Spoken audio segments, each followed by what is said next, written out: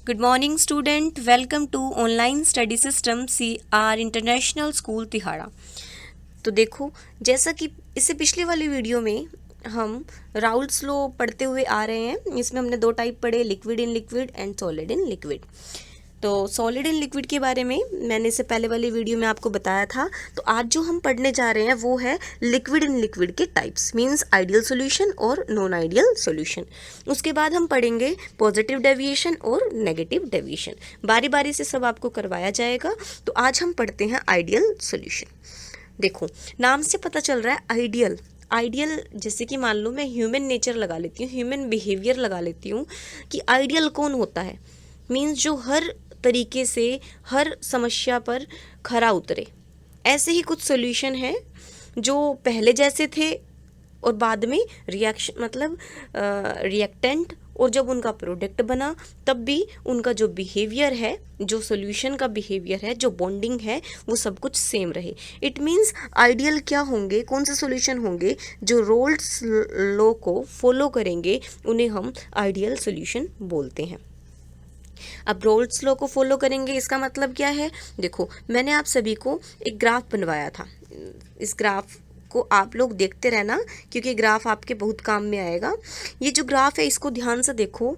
जो इस ग्राफ की कंडीशन, मतलब एक लाइन प्रेशर के लिए इस तरफ जा रही है, मैं ड्रॉ कर देती हूँ।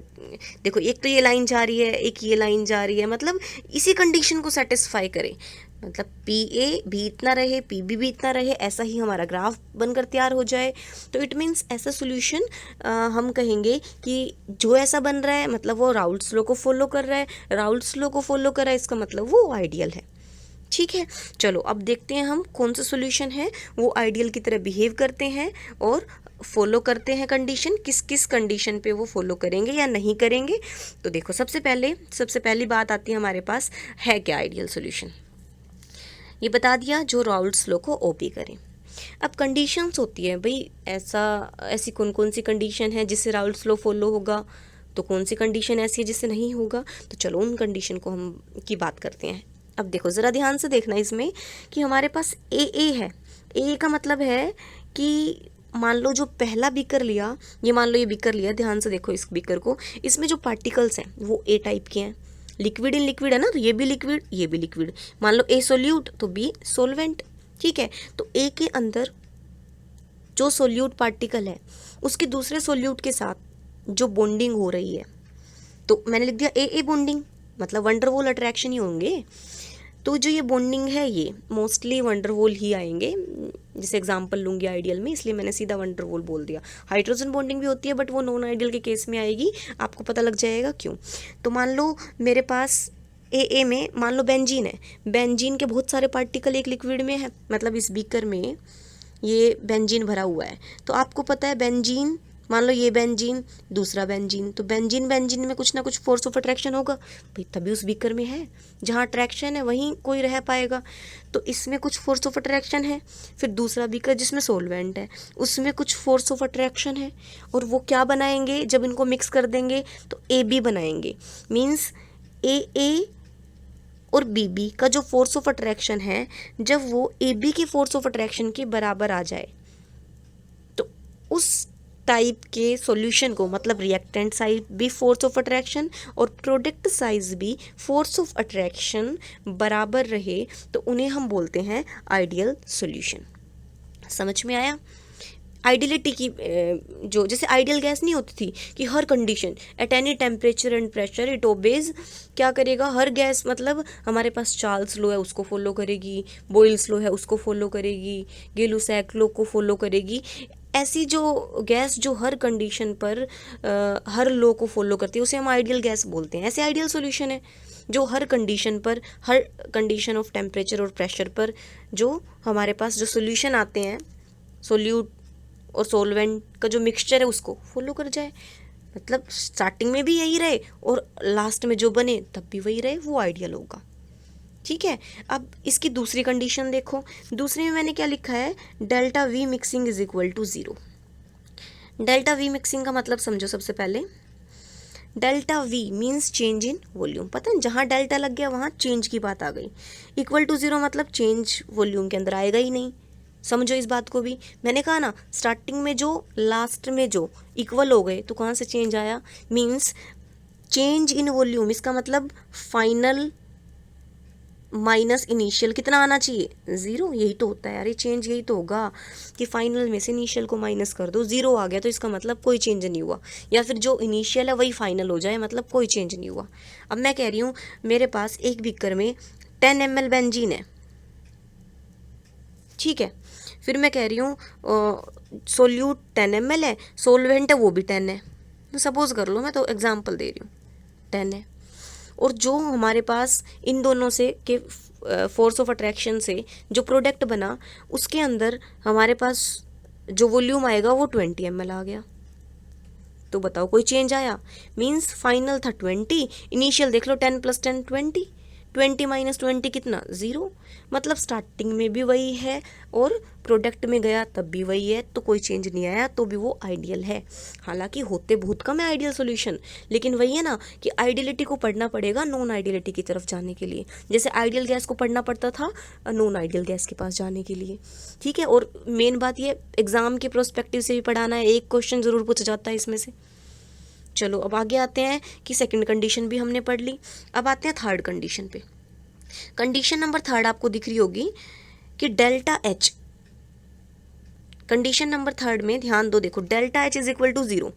अब डेल्टा एच क्या है, एच मतलब एंथैल्पी, डेल्टा एच मतलब चेंज इन एंथैल्पी, मतलब जब मिक्स करेंगे जो चेंज आएगा वो कितना होना चाहिए, 0।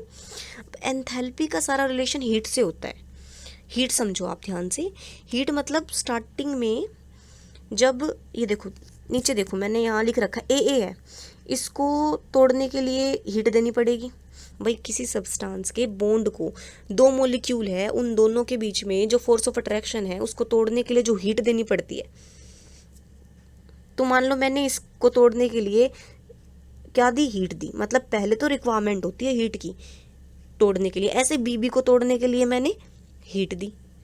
और ए बी जब बनता है मतलब एक ए के बीच में पार्टिकल्स दूर दूर हो गए, टूट गए, बी के बीच में फोर्स ऑफ अट्रैक्शन कम, धीरे धीरे पार्टिकल टूट गए, तो क्या बना, ए बी। तो ए बी को बनने के लिए जब ए बी बनता है तो हीट रिलीज होती है, मतलब ए तोड़ने के लिए हीट देनी पड़ती है, और जब जुड़ते हैं पार्टिकल तब हीट रिलीज होती है। तो मीन्स हीट जितनी एब्जॉर्ब होगी, एब्जॉर्ब स्टार्टिंग में एब्जॉर्ब होगी ना, वो लेगा ना हीट अपने पार्टिकल्स को तोड़वाने के लिए, तो जितनी हीट एब्जॉर्ब होगी और जितनी ये रिलीज करेगा वो इक्वल हो जाए, तो डेल्टा एच 0। मतलब जितनी उस सब्सटेंस ने अपने पार्टिकल तोड़ने के लिए हीट ली उतनी हीट दे दी, तो कोई चेंज आएगा, नहीं आएगा कोई चेंज। इट मीन्स जो हमारे पास एंथैल्पी होगी फाइनल माइनस इनिशियल वो भी क्या हो जाएगी, 0। ना तो वॉल्यूम में कोई चेंज आएगा, ना एंथैल्पी में कोई चेंज आएगा, ना हमारे पास फोर्स ऑफ अट्रैक्शन में कोई चेंज आएगा। देखो मैंने यहाँ अच्छे से लिख भी दिया है हिंदी में कि ए और बी को तोड़ने के लिए जितनी एनर्जी देनी पड़ी उतनी एनर्जी ए बी को बनने के लिए रिलीज करनी पड़ी। Means absorption is equal to evolution, release जितनी हो रही है, कोई चेंज नहीं आया। डेल्टा एच किसके बराबर हो गया हमारे पास, 0 के बराबर हो गया, तो ये हमारे पास क्या होंगे, आइडियल सोल्यूशन होंगे। अब आती है एग्जाम्पल की बात। एग्जाम्पल देखो इसके ना साथ साथ लगते हुए एग्जाम्पल याद करना, साथ साथ मतलब बेंजीन का फॉर्मूला लिख दिया मैंने, ये है C6H6 इज द बेंजीन, ये बेंजीन होता है, गिन लेना इसमें कितने कार्बन और हाइड्रोजन है। और इससे नेक्स्ट मतलब टोल्यूइन ले लिया हमने। अब ये बेंजीन हो गया सोल्यूट, टोल्यूइन है सोलवेंट। जब ये मिक्स होंगे तब बेंजीन टोल्यूइन के जो फोर्स ऑफ अट्रैक्शन होंगे वो वंडरवाल होंगे। इसका मतलब क्या है कि हमारे पास जो बेंजीन और टोल्यूइन है ये आइडियलिटी को फॉलो करते हैं। क्यों, क्योंकि बेंजीन एक बीकर में है तब भी van der Waals force of attraction, toluene solvent है उसमें भी फोर्स ऑफ अट्रैक्शन वंडरवॉल।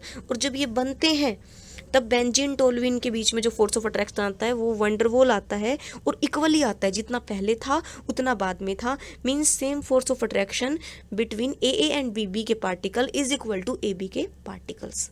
ऐसे ही वॉल्यूम भी इनका क्या होता है, जितना हम स्टार्टिंग में लेते हैं जब इनको मिक्स करते हैं तब उतना ही वॉल्यूम मिलता है, मतलब ये आइडियल कंडीशन को फॉलो करते हैं। ऐसे ही मैंने सेकंड एग्जांपल लिया हेक्सेन और हेप्टेन का। अब कई बच्चों को फॉर्मूले नहीं आते, हेक्सेन के लिए मतलब एन जो आता है, एन के लिए हम फॉर्मूला लिखते हैं, आप लोगों को याद हो 10th में आपने पढ़ा था CnH2n +2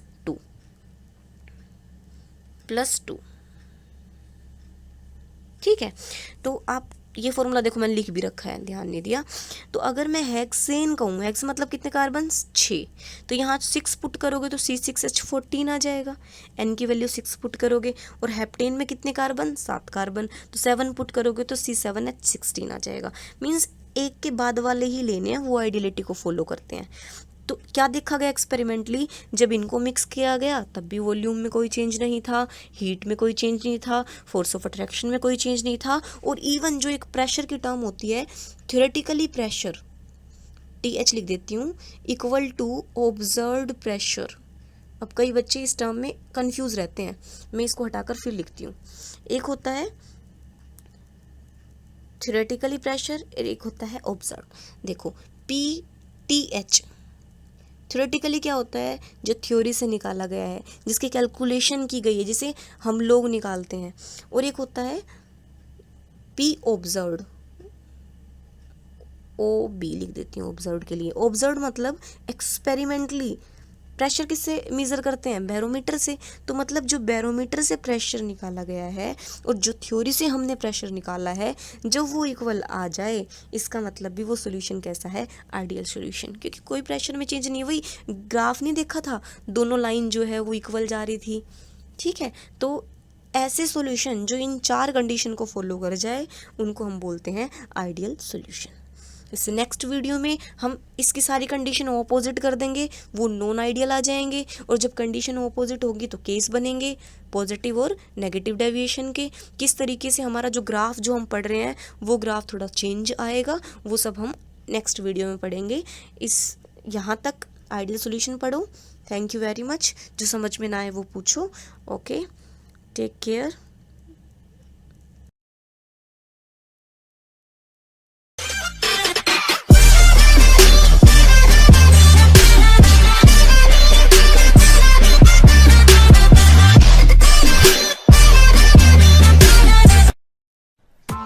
Press the bell icon on the YouTube app and never miss another update.